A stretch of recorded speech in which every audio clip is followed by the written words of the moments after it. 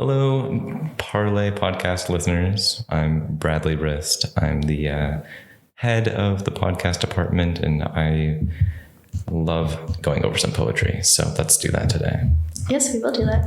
I'm Aaliyah Hernandez, and in this edition of the Parlay, I wrote Settlement, a short little poem about love. And I am also the managing editor and the layout editor.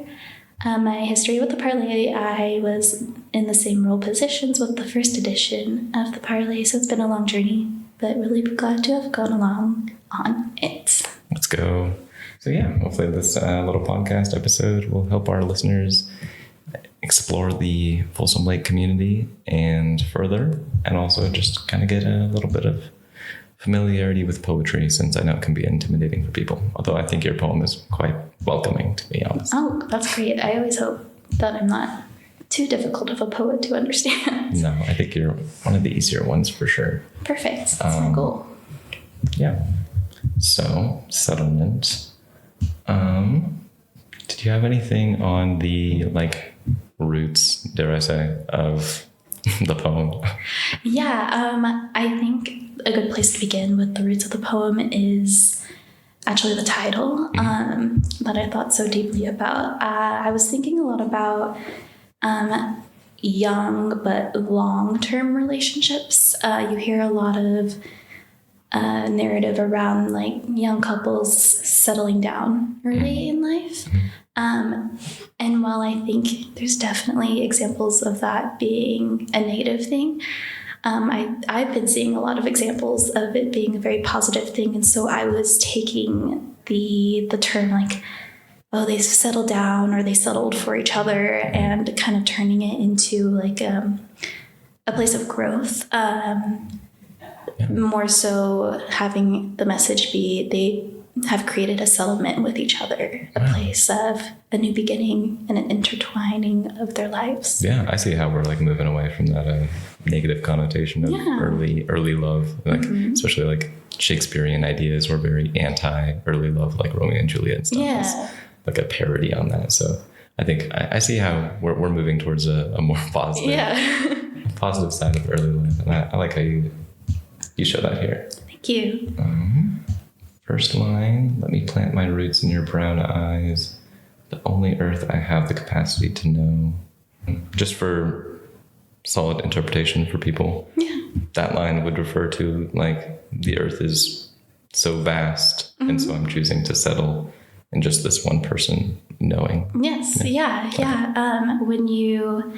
Because, personally, I've been in a long-term, very committed relationship for about 3 years now. And we started seeing each other when I was 20. I'm 23. And there's been a lot of growth since then over the years. And my partner's been a huge contributor to that. And I've planted myself in his life. Nice. And him vice versa. We both have brown eyes. And have created grounds with each other. Oh, okay. Yeah. Is the thing with you guys both having brown eyes, is that very intentional? Okay. And also it just is symbolic too, because the earth is brown. So it just worked out very nicely. Nice. Is there any hidden meaning behind the witness repetition? Yeah, definitely. Again, when you're in a long-term relationship with someone, they are a witness to your change. And that typically goes two ways, in that it's too much change for that person or you're changing together.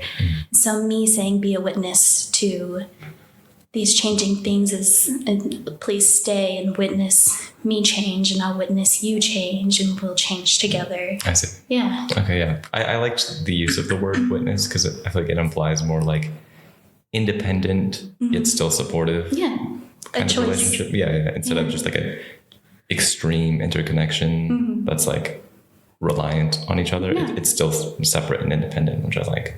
So I appreciated you using that word. Thank you. Let me go down farther. Be a witness to which decays and falls from my limbs, to which sprouts despite doubts, blooms nectar to share. So you're saying watch me grow as a person. Maybe let loose my old faults, let it be be shared, consumed almost. Because like, why do you say like nectar to share? Yeah, I definitely like a consumption of each other, and something sweet, right? Okay, Where yeah. like there's things that have died with me that were probably negative, and let me grow a new, healthier version of myself, and be supportive of you and offer it to you to Perfect. consume. Yeah, that's so beautiful. Thank you. And then like the next part of the poem takes a little bit of a change in pace with that line. That line caught me off guard. Really? Let me burn the unruly forest. And I can definitely talk about that. Sure, Yeah, the yeah. unruly forest actually kind of took a bit of inspiration from, I believe it was Minsky, her Minsky? song. Yeah. I cannot recall the song, but she talks about how she is the forest and she is the fire, and she is burning the forest and the fire. And I remember my early days, as if I'm not young, I'm young, but before being with my partner, going through a very not hardcore, but dating around, being like, I'm not going to settle down, I'm going to live my life unruly, being very free. And so me saying, let me burn the unruly forest, the darker parts of my life, the more wild parts of my life that had grown very freely, but too much so. Let me burn that image of me down. Okay. Yeah. Nice. I like that. Yeah, until there's only a garden big enough for both of us and our loving company.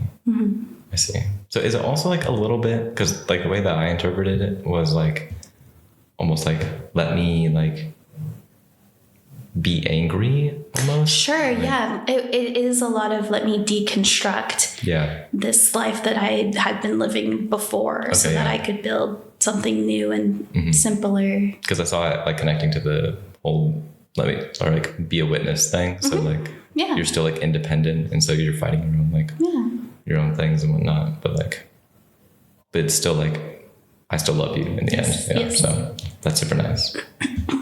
And then for tea parties, for weddings, for a game of catch, we've grown tired of playing chase. I like the little parenthetical. Thank you. That's super cute. And then the cycle finishes with, let me exist only in your brown eyes. It's perfect. Thank you. Did you have anything else that you wanted to add to it? I mean, I think all that I was trying to express is the beauty that comes in possibly settling down with someone, and how I feel like some people think like you're very stuck when you've decided to settle down. Like you'll always be the person you are when you've decided to settle down with them, but that's not the case. That it's still a very transformative experience to intertwine your life with someone else. Okay, that's good to know for the message that you had, because like when I originally read it, I had like a little bit of a darker like connotation on it sometimes. And it's not, I mean, it doesn't have to be this light, bright, beautiful thing. I mean, that is the ultimate goal, right? Is to be happy with this person. But I think there is a lot of destruction in the process. You are, as I said to you, I was deconstructing an old version of myself to become someone with my partner. Yeah, definitely. But also like when I was reading, like burning down the unruly forest until there's only a garden big enough for both of us, like that made me think like you're reducing like all the other options like of like dating, I guess. Like, so like you're just like narrowing it down to one person. And I was like, so like when you said like it's not getting stuck, right? I was like, but it maybe a little bit. Well, yeah. I mean, there's definitely limits and boundaries. That's very normal. Right.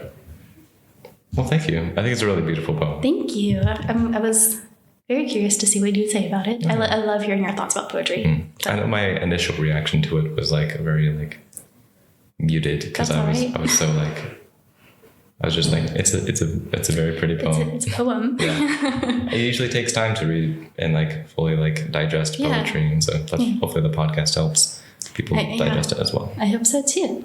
Well, thank you. Thank you for talking with me today. Of course.